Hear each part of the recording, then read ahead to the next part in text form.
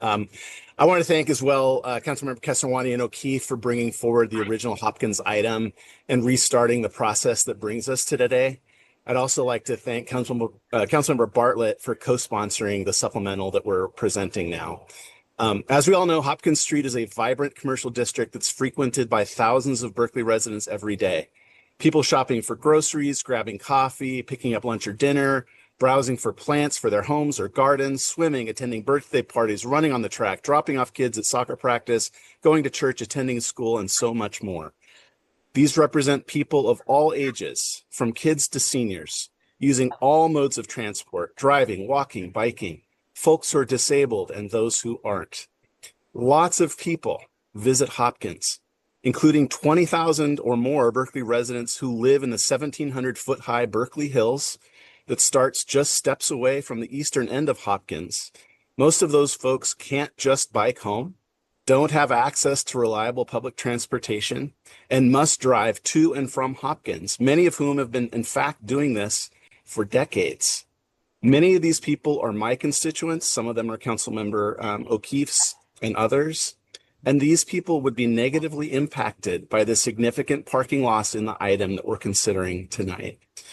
So given the complexity of the current situation and all of the equities we're trying to balance, I respectfully suggest that council would be well served to seriously consider multiple options before settling on one. My item simply would refer to staff the development of two alternatives for consideration. One is the current plan put forth by Councilmember Kesarwani, centered around the Class 4 protected bike lanes along most of Hopkins, that would eliminate more than half the parking spots in the corridor, 145 at our last estimate. And the second direction would be an alternative plan that retains parking for as many residents as possible who travel to and from Hopkins by car, while expanding the potential solution space just a bit to think not just about Hopkins, but also Hopkins, Ada, and Rose Streets together as potential pathways for bicycle infrastructure. After all, we're really talking about trying to do several things all at once here. We're trying to figure out how to keep and expand access to Hopkins for all Berkeley residents, how to maintain the vibrancy of the businesses and community spaces there, how to improve safety for all in this corridor, how to connect North Berkeley and West Berkeley for bicyclists, and how to do all of this as cost effectively as possible. Respectfully, I think we would be better able to evaluate whether a protected bike lane all the way from the Alameda to Gilman along Hopkins is the right solution if we look at it side by side with the best possible alternative. This is not an easy puzzle to solve, but we do have a very capable and accomplished public works staff that is well equipped to help us solve it. And I think we should give them a chance. I think we can all probably attest to Interim Public Works Director Wahid Amiri and his team, and are looking forward to the leadership of incoming Director Jamie Parks.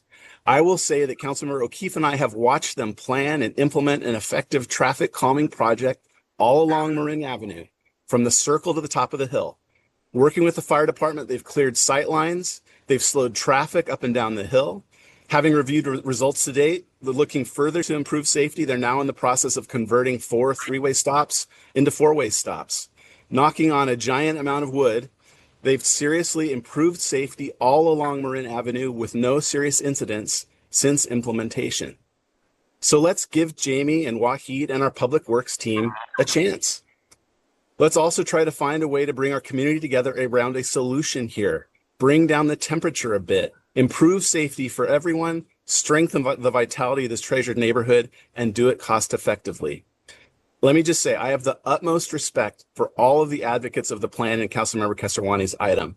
These people, I know many of them, they have the best interests of our community at heart. I respect their advocacy so much. Safety for all users of our streets is one of the top priorities in our city.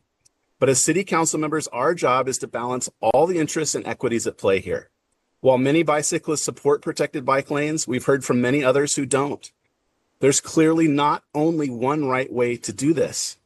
I think development of a second balanced alternative will give us the best chance to hold the two plans up against each other and ultimately make them the best decision either way by having fully considered all the options presented by staff.